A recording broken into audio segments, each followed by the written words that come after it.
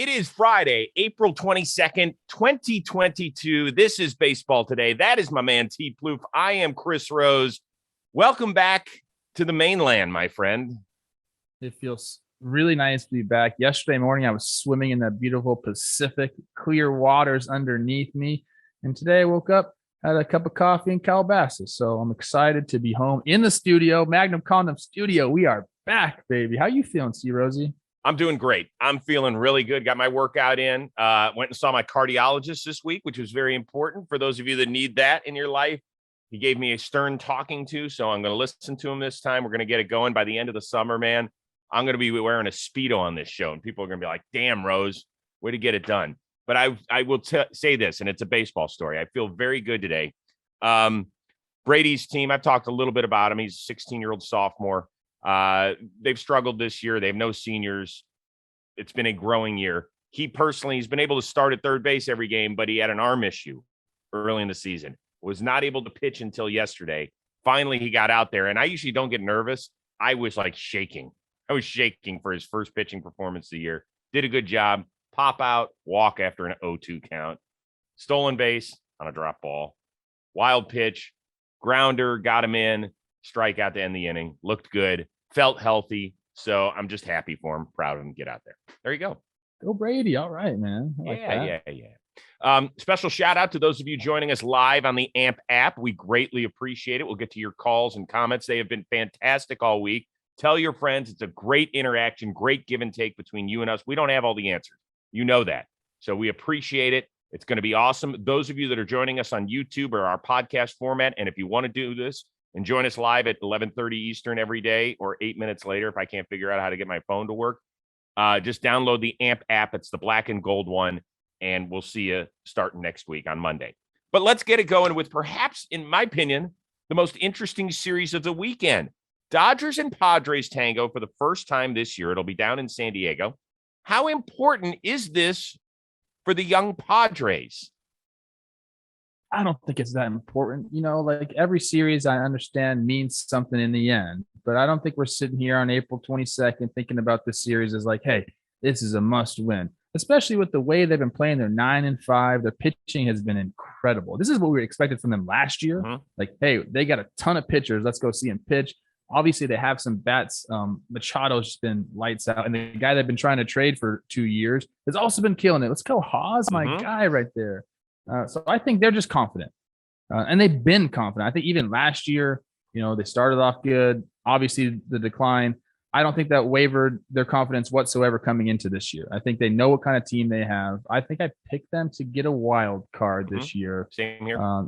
That's looking like a good pick right now. Because they haven't exactly crushed the ball. A few guys have been doing all right, but it's the pitching that's really been helping them. And, that's what I look for in a team. So I think they're going into this series confident. Darvish has been nasty against the Dodgers in his career. They got Manaea going up against Scherzer. Manaea going up against Kershaw on Sunday. Same thing. Just dominant pitchers. But definitely one I'm going to keep an eye on. And shoot, maybe I'll swing down there and go catch a game. No, you won't. You just came home from a vacation. You're just like, hey, you're just like the rest of us. The minute you come home from a vacation, you need another vacation. You just want to put your feet up and crawl into a ball, especially with young kids chasing them around the water the whole time. Believe me, I've been down there. My life is a vacation. I'm very grateful for my life. Yeah, I know it, man.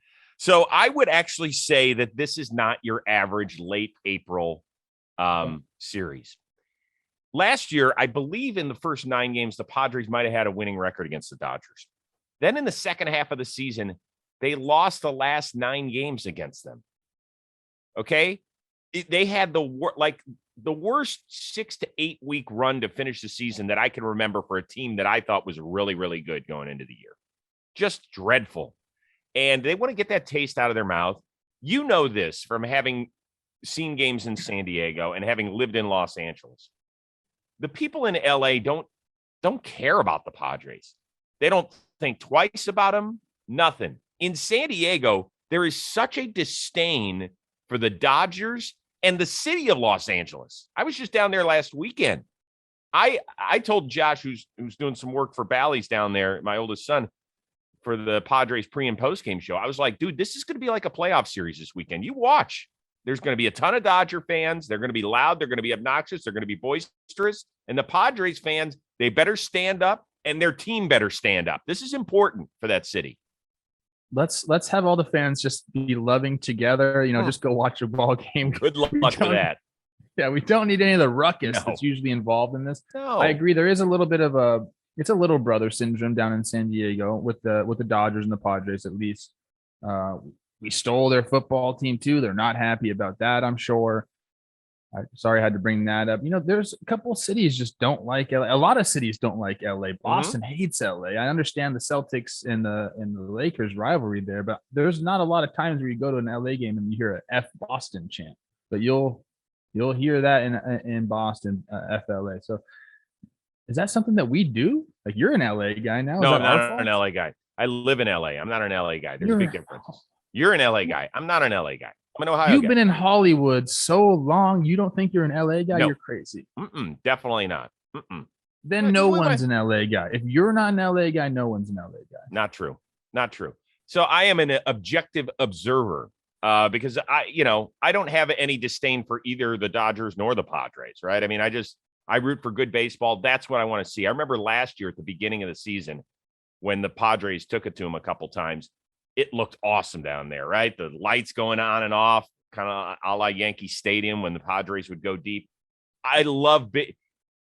That's why I don't want to dismiss it as just another series in April. Like, I crave October in April, and I think this series will give it to us. I'm super excited about it. That's all. I'm into it.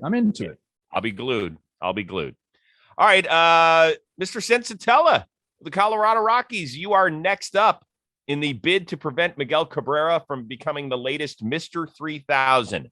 However, some are still talking about what happened in Miggy's last at bat yesterday at Comerica in the 8th inning when Aaron Boone and the Yankees walked him intentionally and got booed soundly.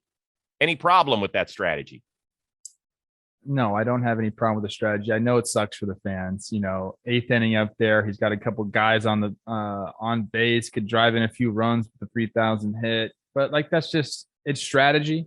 He's one of the best right-handed hitters of our generation. And Boone made the right call. He's trying to win the game. I mean, that's the main focus here. Like I said, I understand the fans' perspective. Like, you were like, we're going to get one last chance with me. We're going to see it. Got the cameras going. And then you see the catcher just go like the 4. He walks to first base. I understand how that could be horrible for you. But Boone's job is to put the Yankees in the best position to win. And remember, this guy gets a lot of crap for his managing style. Like, he gets put through the ringer in New York. So if he didn't walk Miguel there, Miguel gets a base hit, people are be up in arms going crazy. Like, there was an open base. You have the matchup you want. What are you doing? So I had no problem with it. It backfired, sort of. Austin Meadows dunked one in, but I think today is a day, Chris. I think today is a day we're going to get 3,000, and I'm going to make a prediction. I think we're going to see like a double down or like right center field gap, right field, like an oppo hit. That's what I feel like. Has to be oppo for him. Zero problem with it whatsoever. Zero. None. Aaron Boone gets paid by the New York Yankees to win games. He doesn't get paid by Major League Baseball to help milestones happen for the other squad. Now, would I have felt different? Because Miguel Cabrera still has 3 more chances to get it done at home. And let's remember, he had a long homestand where he was stuck on 499 homers before he went up to Toronto and hit number 500 last year. So the good fans of Detroit missed out on seeing that milestone. Miggy admitted afterward, he's like, I was pressing. Like, it's hard to hit a home run. It's different to try and get a hit instead of a hit over the fence. But he's only got three times to do this in Detroit, okay? He wants to do it in Detroit before he hits the road for a lengthy road trip. So I know he wants to. So I suppose if this happens, let's say he goes 0 for until his last at bat Sunday, and then the Rockies intentionally walk him. Are you going to say the same thing about Bud Black that you would about Aaron Boone? Yeah, because that's his job, man. I get it. Isn't the intentional walk ridiculous? Just another thing pitchers have. I don't want to face you. The situation's too tough. It's called strategy, brother. It's so stupid. What strategy does a hitter have against the pitcher? I don't want to face this pitcher, so can I just not face him? Are you kidding me? Well, what's the difference between that and double teaming a hot player in basketball? I'm talking baseball here, Chris. I'm talking hitters versus pitchers, bro. What is this show is called Baseball Today, bro? If I just thinking about the intentional walk right now pisses me off. Like, you were scared to face me. I'm in an advantageous situation. I don't want to face him. Here's your free pass. Get out of here with that. Hey, shout out to our producer, Robbie Scirocco at the Dials. And by the way, you can catch Rob. It's the debut of like the Rob and Dan show coming up on AMP right after us. So make sure you listen to those two knuckleheads. And I mean that with nothing but endearment in my heart. Robbie, why don't you throw some names in the chat of people that are holding on AMP just so I can recognize them and, get in that queue so you can line up to ask questions, which are coming up in about 10 minutes or so. We continue on, though, with another outstanding series, this one in the American League. Jays continue their road trip with a stop in Houston. Tonight, they're going to deal with Justin Verlander, who's been awesome so far. Give me a percentage chance that this is the ALCS matchup. 0% chance, Chris, because I told you the White Sox are going to be in the World Series, so it can't be the matchup. But I would like to see this, in an alternate universe, be the matchup. These are two juggernaut teams we're talking about, and that's kind of what baseball needs. I like the moxie of both of these teams, and I think having JV back there on the mound is it's so big for the Astros, who didn't need something big to help them out at all. And the Blue Jays, they're kind of fired up. There's something about Manoah that makes me think he's going to be the X factor all season long. There's something about that attitude. I understand on the offensive side, that's kind of where their stars are, but something about Manoah and being that big boy, I think they're going to draw off that energy all season long. So kind of two teams that are, you don't want to face these guys. These are two of the scariest teams in baseball, and I would like to see them in the ALCS. But to answer your question, it's not going to happen. I don't know if I picked an opponent in the ALCS for the White Sox just yet, but either one of these teams would suffice. I'll just say the Astros right now because they've just been in it every single year. So there you go. There's the ALCS. So if the question was what percent chance is it that both these teams are playoff teams, I would give it an 85% chance. I really believe in both. 85? That's it? That's a lot. I mean, you just never know. There could be some major injuries, some weird stuff that happens. Okay. That's why I don't like to go. I'm saying that both of these teams make the playoffs. Yeah. You can still be a really good team and not make the playoffs. Just ask the Blue Jays last year. Yeah.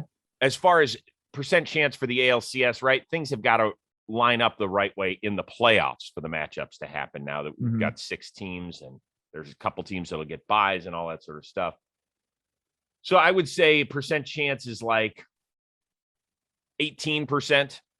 that it happens, which is still very high, very, very high. But I say that because I picked the Blue Jays to win it all. So they have to play somebody in the ALCS.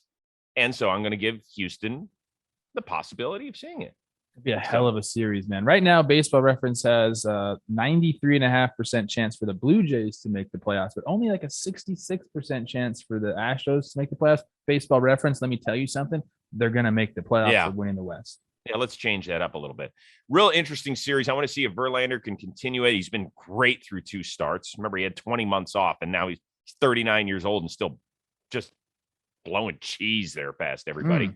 And George Springer, it's his second trip back to Houston since signing that massive deal with the Jays. But last year in their 4-game set, he had a quad injury. Did not play. Still got a nice ovation, video tribute, I believe, the whole bit. Still beloved down there. It'll be nice to see him play against his old team because that guy, I think their winning percentage when he starts games is 700 or something ridiculous for the Blue Jays. It's why they signed him. Oh, he's incredible. One of my favorite players to watch in the big leagues. And remember, he was the face of that Sports Illustrated cover that said Astros will win the World Series in 2017. God, that was a fun team. Today's edition of Baseball Today is presented to you by our good friends over at Muggsy Jeans. I want you to feel great. I want you to look great. I want to save money. It's just a couple of easy steps. First of all, if you've never tried on a pair of Muggsy jeans, you know how jeans in the past, you pull them on and it takes forever to get over my childbirthing hips and all sorts of stuff. And then you button them and you're really uncomfortable. That is not the play here with Muggsy jeans. They are the most damn comfortable jeans around. They are stretch jeans for men. This is what they do. It's what they specialize in. So I want you to go over to Mugsy.com. You're going to use the promo code today. You're going to get 10% off your entire order. You're going to look great, whether you're a few pounds heavier than you would like, or whether you're exactly where you want to play. That's the great thing about these jeans. They expand with you if you've got a few extra LBs, and if you're right dialed in, they don't look too baggy. Like, that's the problem with some of these jeans that say, well, we look great with. No, it's not true. But here with Mugsy jeans, I could lose a few pounds, which I plan on doing, and they're still going to look and feel great.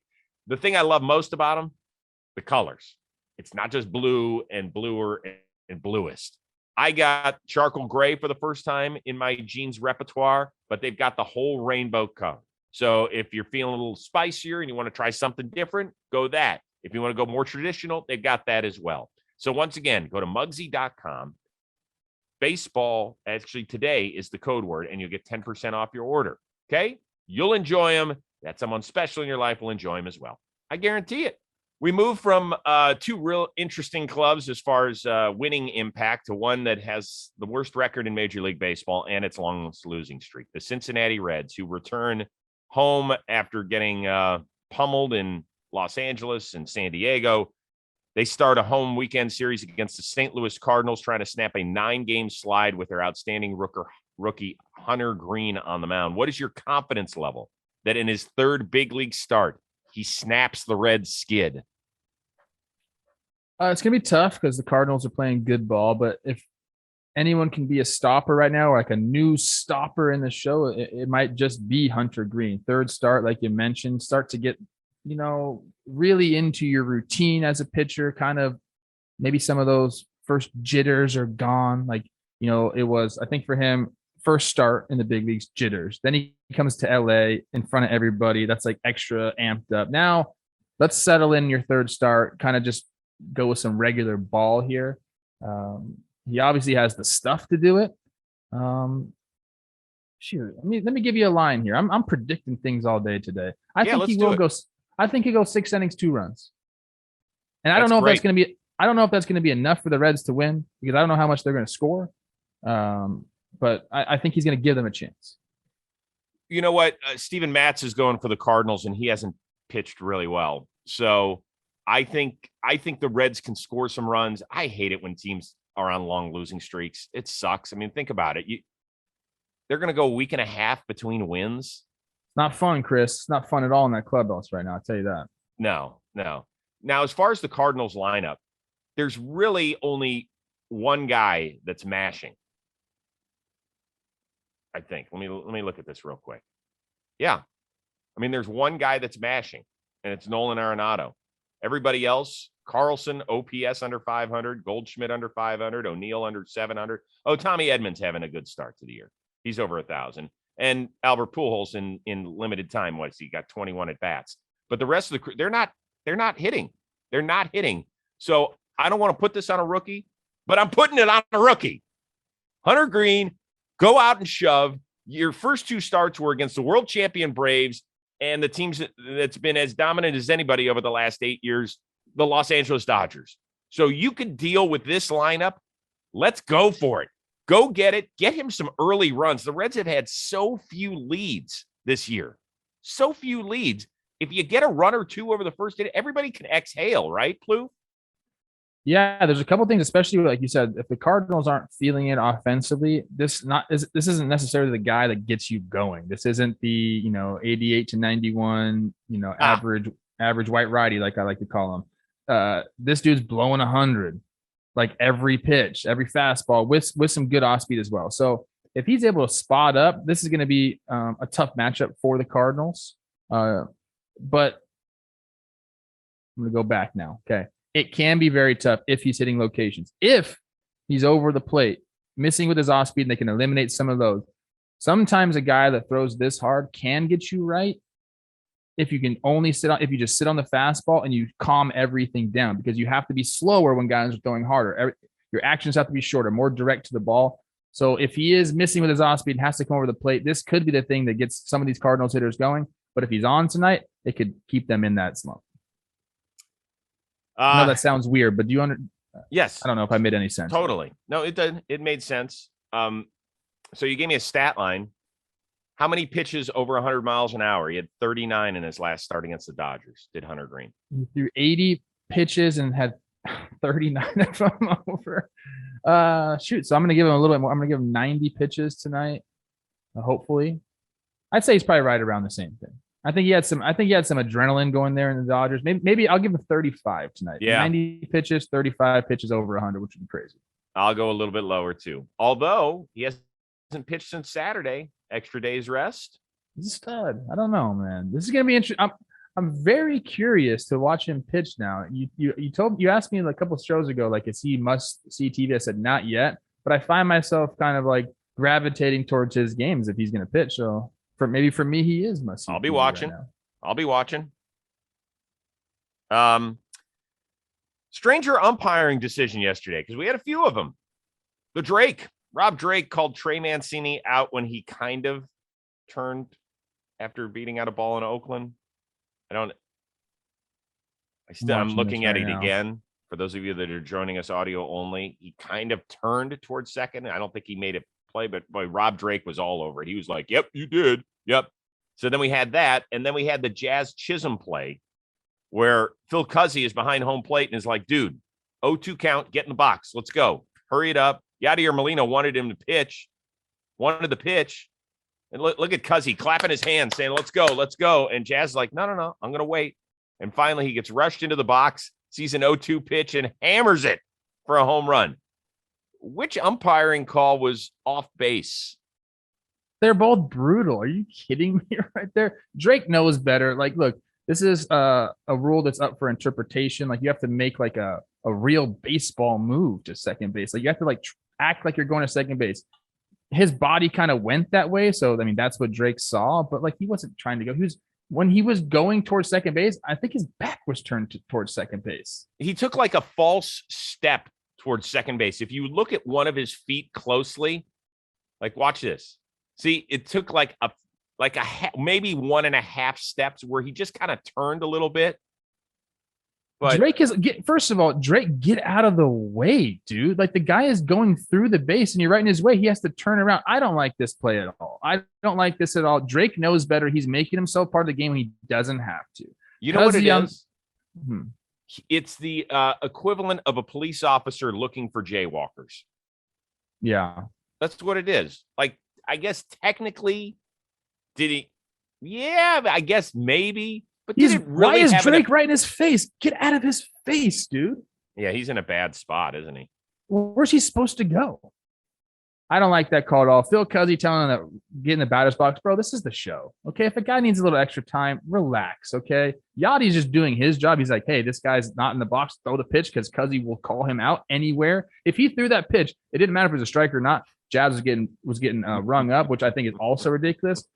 Give the guy a little bit of time. This is the big leagues. He's a 0-3 guy. He's trying to still establish himself. He needs every single bat. It counts for him. And it wasn't like so obnoxious where he's walking around. He's standing right next to the box, dude. I'm so happy that he got in there and hit a homer the next pitch and got the Euro step all over him. I mean, both those calls. I root for umpires. I really do. These are two egregious, ridiculous, putting yourself in the game type calls. Do you know either of these guys? I mean, I know Rob Drake. Of course I do. All right. And?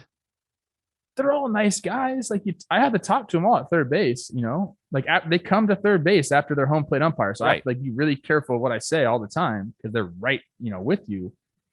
These are nice guys, but, like, you know, every once in a while they do things that we have to say, bad job, because that's what happens to baseball players, right? Is it possible that Cuzzy, you know, South Beach might have had something going on after the game?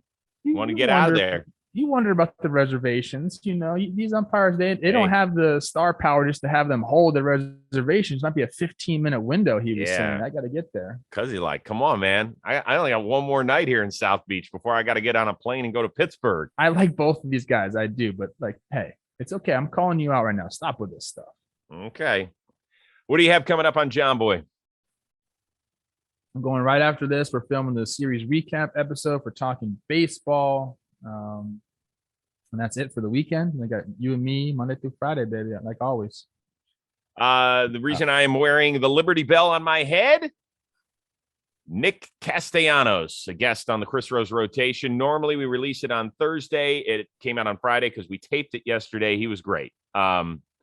Really interesting. We released a really good clip on what happened with Alec Boehm. I know we talked about it on this show. But, you know, he was kind of right next to Boehm and has lived that life where he's made some boo-boos. And I thought it was really fascinating where he was. We talked about how he played on a 16U and under team with Bryce Harper, Manny Machado, Jameson Tyone. They went down to Venezuela and kicked everybody's ass. So he kind of takes us. Yeah, it wasn't bad. He was like, yeah, we never lost. So he said he'll tell us the most impressive thing that happened down there and did not come courtesy of his current teammate, Bryce Harper. Talked a lot about what happened in Cincinnati. Very interesting how they handled contract situations with him in the offseason. So there's a lot of good. He's always very honest. I mean, he holds nothing back. He's a great personality for yeah, he just fits so well in that city, and that's what I told him. So we got that coming up. Special shout out to our producer, the one and only Robbie Scirocco. That is Trevor Plouffe. I am Chris Rose. For those of you joining us on YouTube and podcast form, we will see you Monday on Baseball Today.